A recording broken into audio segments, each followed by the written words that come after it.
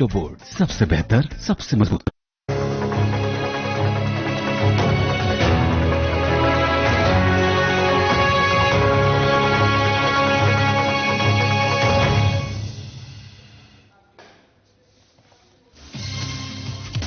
शिमला के Peter half में Milkfed का हुआ चर्चा सत्र। सीएम सुखविंदर सिंह सुक्खू ने आर्थिकी को मजबूत करने पर की चर्चा। कहा, ग्रामीण अर्थव्यवस्था को मजबूत करना है जरूरी।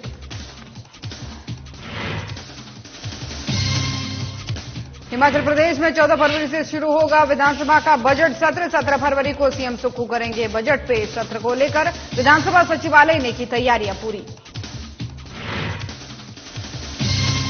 बिलासपुर के बलसीना पहुंचे केंद्रीय मंत्री अनुराग ठाकुर। गांव चलो अभियान को किया संबोधित। कार्यक्रम में कई महिलाओं ने लिया हिस्सा।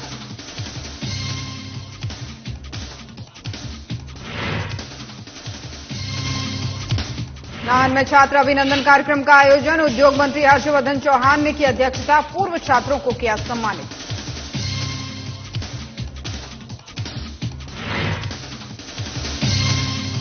शिमला में भूख हड़ताल पर बैठे जेओए आईटी 817 के अभ्यर्थी सरकार के खिलाफ शुरू करेंगे न्याय यात्रा। परीक्षा के परिणाम निकालने की कर रहे मांग।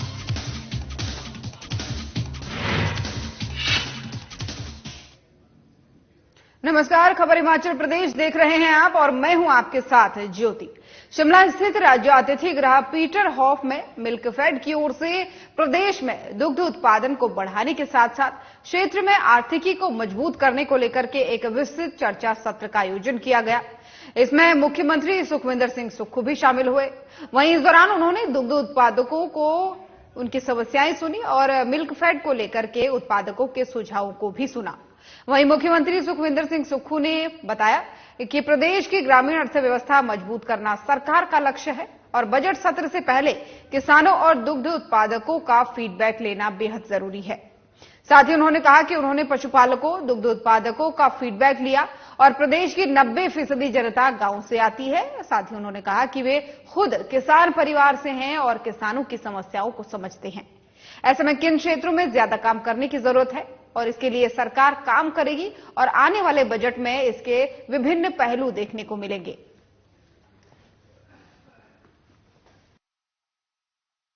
को मजबूत करने के लिए दूध उत्पादक जो है या किसान जो है उनसे बातचीत करना बजट से पहले बहुत जरूरी था। उनका फीडबैक लेकर क्या समस्याएं आती हैं और किस तरह वो आत्मनिर्भर हो सकते हैं, मेरा मकसद उनकी बात सुनना था। मैं निश्चित तौर पर कह सकता हूँ 90% हम गांव में रहते हैं। अतीत हमारा कृषि से जुड़ा हुआ है। अगर हम अपने बुजुर्गों को देख लें तो सब हम लोग गांव से आते हैं और गांव में जो मूलभूत समस्याएं हैं उससे हम भी अवगत है और हम भी किसान परिवार से हैं। तो कैसे उनकी आर्थिकी को मजबूत किया जाए और घर के दरवाजे पर उनको कैसे एक आय का साधन मिले, इस दृष्टि से हमारी सरकार कार्य कर रही है और आत्मनिर्भर हिमाचल के लिए ग्रामीण अर्थव्यवस्था को मजबूत करना बहुत जरूरी है। और हिमाचल प्रदेश में कांग्रेस सरकार का दूसरा बजट सत्र 14 फरवरी से शुरू हो रहा है। बजट सत्र में 13 बैठकें रखी गई हैं और आपको बता दें कि बजट सत्र 29 फरवरी तक चलेगा। सत्र को लेकर विधानसभा सचिवालय ने तैयारियां पूरी कर ली है। लोकसभा चुनाव की आहट से पहले बजट सत्र को लेकर के सत्ता पक्ष और विपक्ष आमने सामने हैं, जिसके चलते सत्र हंगामेदार रह सकता है। आपको बता दें कि बजट सत्र की तैयारियों को लेकर के विधानसभा अध्यक्ष कुलदीप पठानिया ने पत्रकार वार्ता में बताया कि 17 फरवरी को मुख्यमंत्री सुखविंदर सिंह सुक्खू अपने कार्यकाल का दूसरा बजट पेश करेंगे।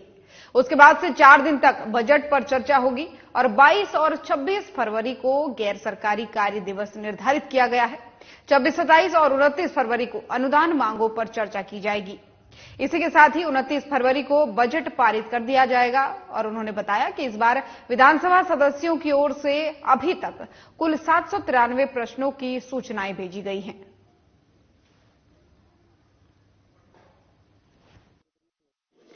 जो है माननीय मुख्यमंत्री जो है जो आने वाला जो वित्तीय वर्ष है उसका बजट इस माननीय सदन में रखेंगे और उसके बाद 4 दिन तक जो है जो बजट की जो बजट भाषण होगा, जो बजट वित्तीय वर्ष के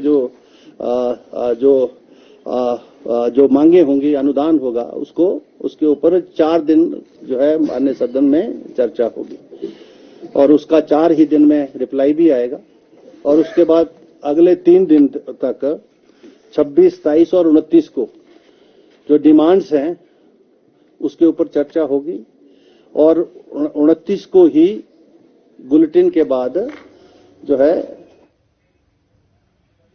और बिलासपुर जिले के 1 दिवसीय दौरे पर पहुंचे केंद्रीय मंत्री अनुराग ठाकुर ने झंडुता उपमंडल के बलसीणा के खबड़ी देवी मंदिर में गांव चलो अभियान और महिला मंडलों को संबोधित किया। इस कार्यक्रम में भारी संख्या में महिलाएं खेलों में भाग लेने आई और जिसमें रस्साकसी, मटकी फोड़, कुर्सी दौड़ और अन्य सांस्कृतिक खेलों का आयोजन भी किया गया। इस मौके पर केंद्रीय मंत्री अनुराग ठाकुर ने महिलाओं का हौसला बढ़ाया और इस मौके पर उन्होंने कहा कि नारी लक्ष्मी, सरस्वती, दुर्गा, काली का स्वरूप है। महिलाएं समाज उत्थान में बहुत योगदान देती है। साथ ही उन्होंने कहा कि समाज और परिवार के विकास में महिलाओं की भूमिका अहम रहती है। भारत के प्रधानमंत्री नरेंद्र मोदी ने महिला उत्थान के लिए चलाई गई अहम योजनाओं के बारे में बताते हुए कहा कि पीएम मोदी ने उज्ज्वला योजना में महिलाओं को फ्री कनेक्शन दिए, जो एक अहम कदम है। पहले महिलाएं धुएं से परेशान रहती थी और अभी महिलाओं ने इससे पूरी तरह से निजात पा लिया है।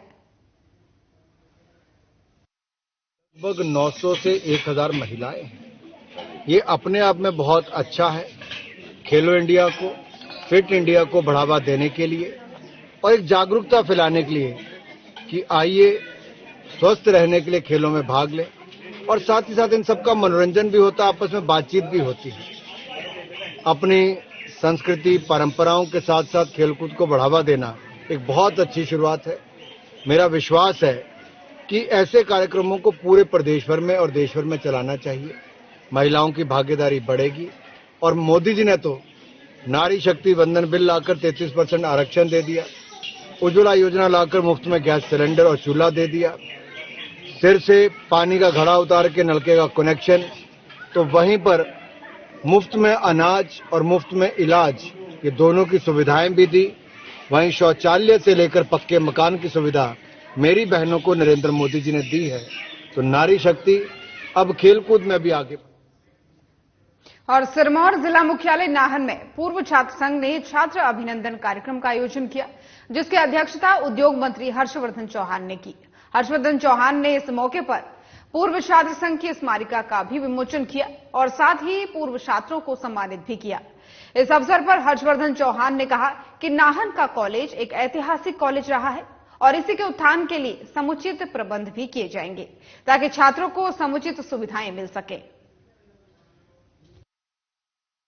इससे पूर्व यहाँ से जो अमर बोर्डिंग हॉस्टल है उसको जो है वहाँ पे भी वो टूटा फूटा है, उसमें भी कमियां हैं।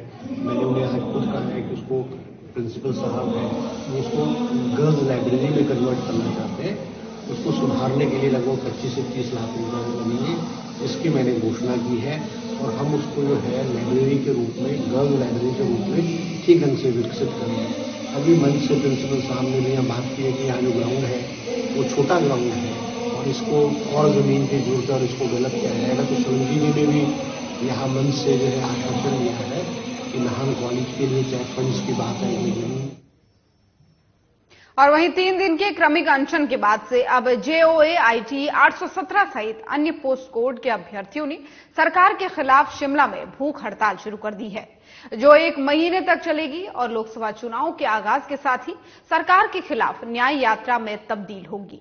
एक तरफ कांग्रेस पार्टी के नेता राहुल गांधी देश में न्याय यात्रा निकाल रहे हैं, जबकि दूसरी तरफ उनकी ही पार्टी की हिमाचल प्रदेश सरकार बेरोजगारों के साथ अन्याय कर रही है। वहीं शिमला में भूख हड़ताल पर बैठे अभ्यर्थियों ने बताया कि क्रमिक अनशन के बाद से सरकार के खिलाफ भूख हड़ताल की जा रही है और सरकार ने भर्ती परीक्षाओं के परिणाम घोषित करने के लिए कमेटी बनाई है, जो परिणाम और ज्यादा लटकाने के लिए बनी है। आज पहले हमारी क्रमिक अनशन थी परंतु पिछले 4 दिन से बैठने के बावजूद भी सरकार हमारी कोई सुध नहीं ले रही है, जिसलिए आज से हमने भूख हड़ताल शुरू कर दी है।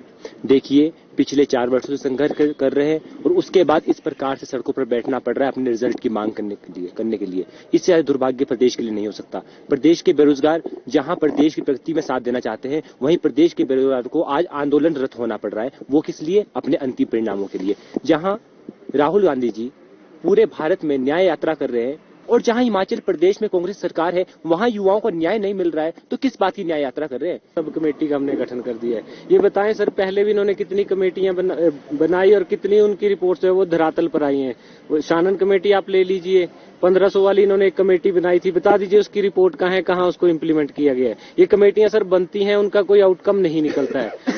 ये सर सरकार पता नहीं क्या इनकी मंशा है क्या नहीं। हम 3 दिन से बैठे हैं, कोई हमसे मिलने नहीं आया है, ठंड में है, न यहाँ लाइट का प्रबंध है, न पानी का प्रबंध है, कहाँ हम जाएं ये खुद बताएं। इन्होंने हमें यहाँ शिफ्ट करा सेक्रेटरीट से। आंदोलन तो सर 3-4 दिन से देखो आप खुद ही देख रहे हैं क्या हो रहा है यहाँ पे।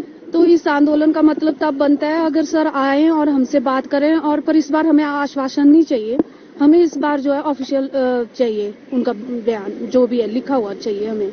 और हमारे बच्चे देखो यहाँ इतने बीमार पड़ रहे हैं, हॉस्पिटल तक जाना पड़ रहा है, हमें भूखे प्यासे बैठे हैं, कोई हमारे लिए कोई सोर्स ही नहीं है सर। और अब खबर सोलन से है, जहां एक बेकाबू ट्रक ने कार और बाइक को कुचल दिया। ट्रक शिमला से चंडीगढ़ की ओर जा रहे थे और इस दौरान कामली ब्रिज पर पहुंचते ही ट्रक अनियंत्रित होकर कार और बाइक को कुचलते हुए डिवाइडर की दूसरी तरफ जा पहुंची। हादसे के बाद से स्थानीय लोग मौके पर पहुंचे और पुलिस को घटना की सूचना दी। वहीं सूचना मिलते ही पुलिस मौके पर पहुंची और आपको बता दें कि हादसे में 2 की मौत हुई, जबकि बाइक सवार पति पत्नी और बच्चों को गहरी चोटें आई हैं।